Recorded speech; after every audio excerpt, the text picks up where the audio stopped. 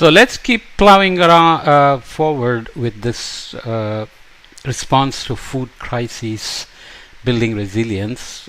We are now looking at chapter 3, which is on crisis resilience. As before, we will read the highlights, key findings, and see what other results from the chapters are worth including in a brief summary like this.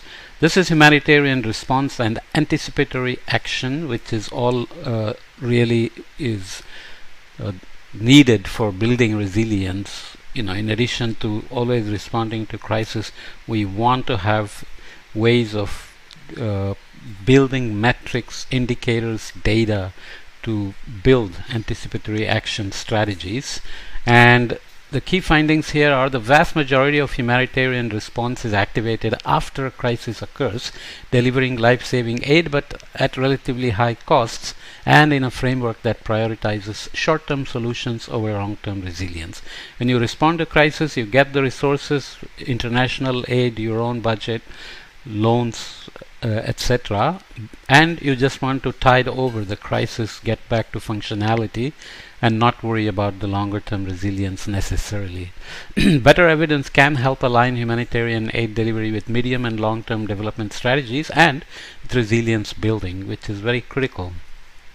In the anticipatory action approach, costly delays and suffering can be avoided. Pre-allocating financial resources and pre-planning responses to be activated when a trigger level is reached in a risk monitoring system ensure efficient response to crisis.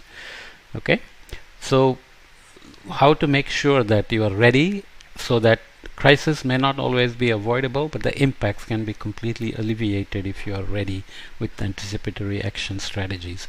Beyond the narrow definition of anticipatory action as a pre-planned emergency response, the broader conception of promoting resilience should guide policymakers in investing in long-term development goals, even in fragile and conflict-affected contexts.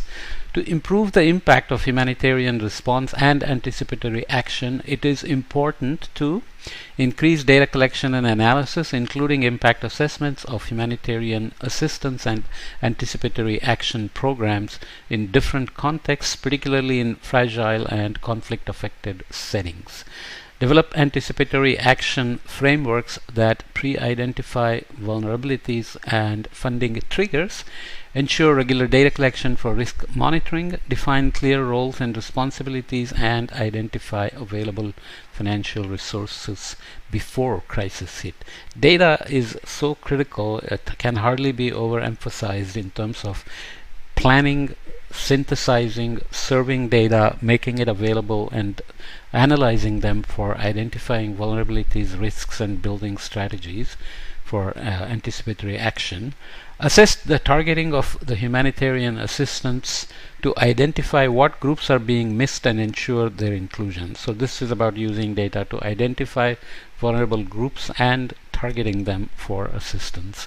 Support interventions that reflect the humanitarian development peace nexus, such as nutrition-sensitive programming, use of local procurement, support for local institutions, and transitioning aid towards more permanent safety nets.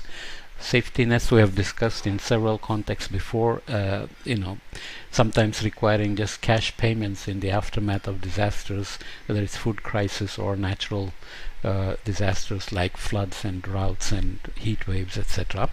Benefits of anticipatory action framework as a schematic here. You're looking at time and humanitarian needs.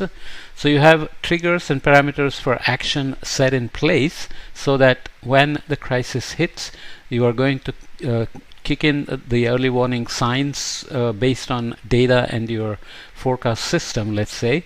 Humanitarian aid is provided and then a shock event happens. So anticipatory action will take you in this direction in terms of maximum humanitarian needs and the recovery. So this you can think of a recovery back to pre-shock functional status, in terms of food security, food availability, access, quantity, quality, etc.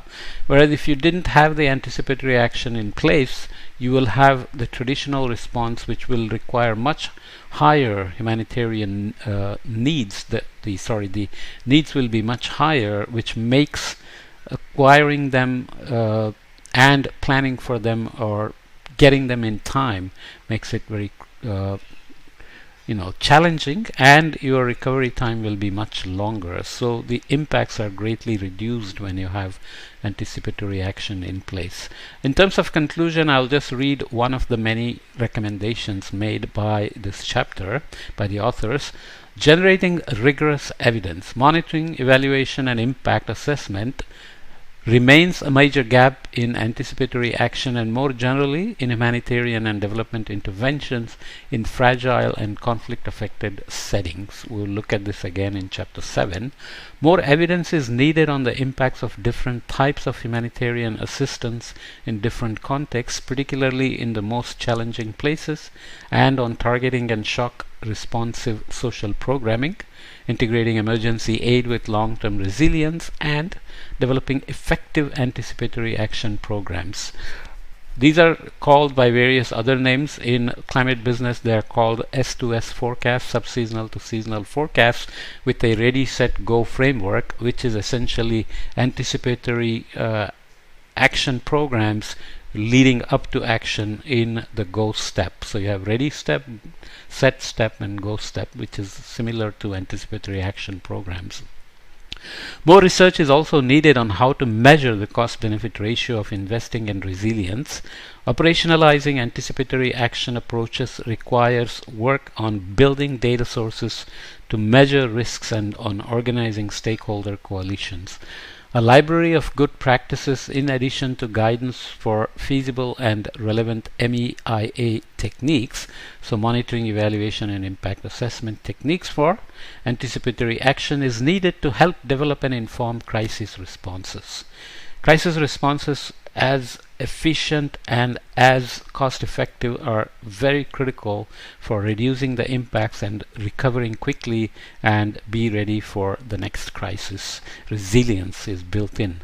To this end, a new CGIAR research initiative on fragility, conflict, and migration will implement a work program aiming to strengthen anticipatory action in complex crises and provide guidance to humanitarian programming on building long-run resilience.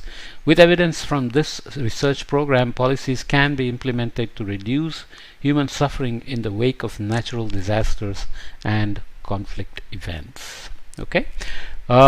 Should I read another one? Let's leave this one as its own, because then we'll have, even if it's a bit short with just 8 minutes, we will have a podcast for each chapter focused on a particular topic. And since there are only 7 chapters, we don't have to worry about having too many podcasts on this topic. Okay, so let me leave this here for now.